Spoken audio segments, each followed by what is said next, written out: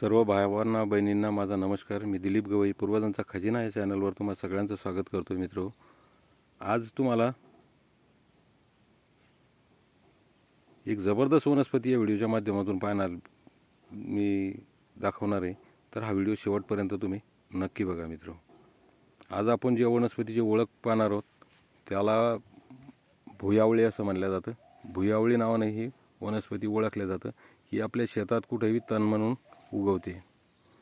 या वनस्पतीचं एक रहस्य मित्रो, ही बरेच कुठलेही झाडं असले की त्याची वाढ झाल्याच्या नंतर किंवा काहीतरी झाल्याच्या नंतरच तिला फुलं आणि फळं येतात। पण ही एक अशी वनस्पती आहे की जन्मजात फळापासून सुरुवात होते हिची।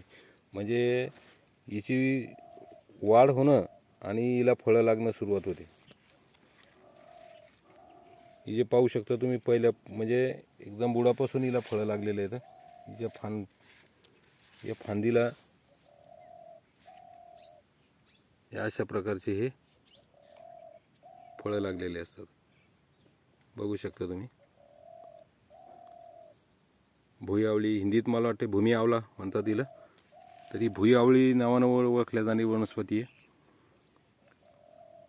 तर मित्रो, या वनस्पतीचे इतके औषधी जबरदस्त फायदे आहेत की ही मरणाच्या दारातून आपल्याला वापस आणू शकते। आपल्या इकडे घासफूस जरी आपल्याला हिची किंमत नसली, ही आपल्यासाठी एक तण म्हणून आहे, पण हिचा जर वापर आपण जीवनामध्ये केला मित्र, तर बरेच फायदे आपल्याला पाहायला मिळू शकतात।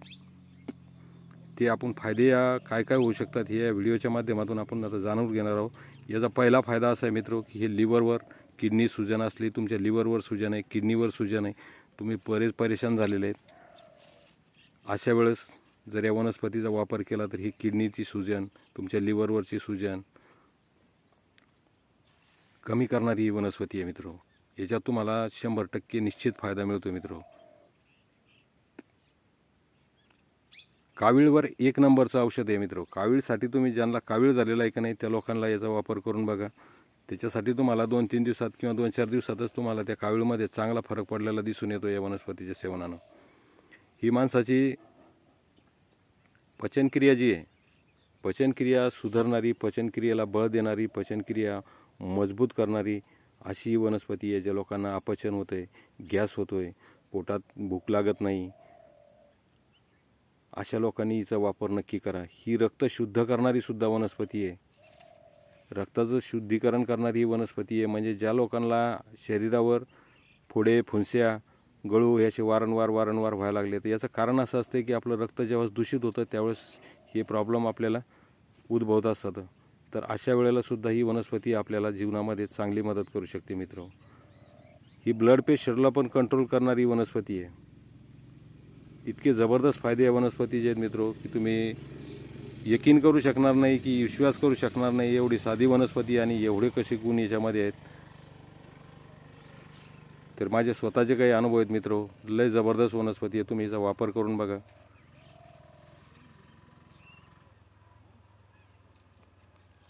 तर या वनस्पतीचा वापर कसा करायचा मी तुम्हाला सांगतोय आता, ते एकदा जाणून घेऊ आपण, कारण ते पण महत्त्वाचंच आहे।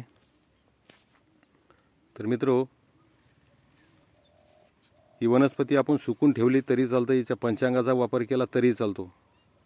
हिचं पंचांग वापरलं जातं औषधामध्ये, म्हणजे मुळापासून उपटून ठेवायचे, मूळ, खोड, पान, फूल, फळ सगळं 5 ॲटमीचे औषधीच आहेत।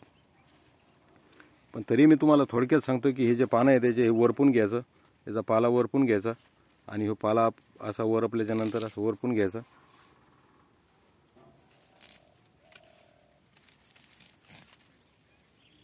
बघा, या असा पाला वरपल्याच्या नंतर हा सुकू घालायचा आहे, घरामध्ये सुकवायचा सावलीला, आणि याचं चूर्ण करून ठेवायचं आहे। आणि ताजा जर तुम्हाला मिळाला तर लयच चांगलं। याचा ताजा आहे, तुम्ही 1 ते 2 चमचा रस घेऊ शकता। हे ठेचून घ्यायचं आणि याचा 1 ते 2 चमचा रस काढायचा आणि 2 चमचे रस सकाळी आणि 2 चमचे रस संध्याकाळी। कावीळवाल्याला द्या, ज्याच्या लिव्हरवर सुजन आहे त्याला द्या, ज्यांच्या किडनीवर सुजन आहे त्यांना द्या, किडनी काम करत नाही, किडन्या फेल व्हायला लागल्यात, अशा लोकांनाही एकदा देऊन बघा तुम्ही, म्हणजे तुम्हाला याचं महत्त्व कळेल। ताजा रस 2 चमचे सकाळ संध्याकाळ, किंवा मग हे चूर्ण आपण अर्धा चमच कोमट पाण्याबरोबर घ्यायचं आहे।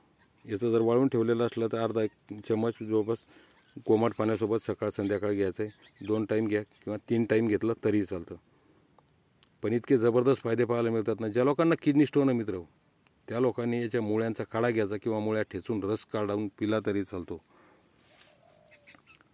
रोज सकाळी आता मुळ्याचा जर काढा करायचा असला तर बचकभर मुळ्या घ्यायच्या, आपल्या जवळपास 15 ते 20 ग्रॅम मुळा घ्यायच्या आणि 1 गिलासभर पाणी घ्यायचं. म्हणजे 4 कप पाण्यामध्ये त्या मुळ्या टाकायच्या आणि त्याला उकळायचं आहे आटून 1 कप भर राहीपर्यंत. म्हणजे 1/4 काढा राहायला पाहिजे त्याचा. आणि तो काढा घेत सकाळी अनुशापोटी गाळून प्यायचा आहे आणि 1-2 तास काही खाय प्यायचं नाही त्याच्यावर.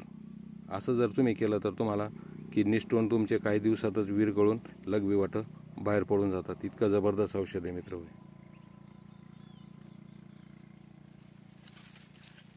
हे चूर्ण अर्धा चम्मच घ्यायचं आहे कोमट पाण्यासोबत. रस 2 चमचे घ्यायचा आहे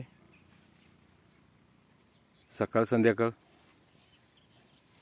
तर मित्र, याच्यात तुम्हाला जबरदस्त फायदा पाहायला मिळेल. आपण बऱ्याच वनस्पती आपल्या आजूबाजूलाच आहेत, पण आपण रिकामच इकडे तिकडे भटकत असतो, रिकामेच पैसे घालवतोय.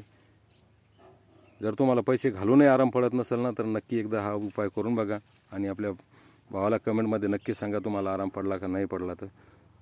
तर व्हिडिओ कसा काय वाटला मित्र, कमेंटमध्ये मला नक्की सांगा. व्हिडिओ आवडला असेल तर एक लाईक करा, चॅनलवर नवीन असाल तर सबस्क्राईब करा. अशाच नवनवीन वनस्पती आपण या चॅनलच्या माध्यमातून लोकांना दाखवत असतो.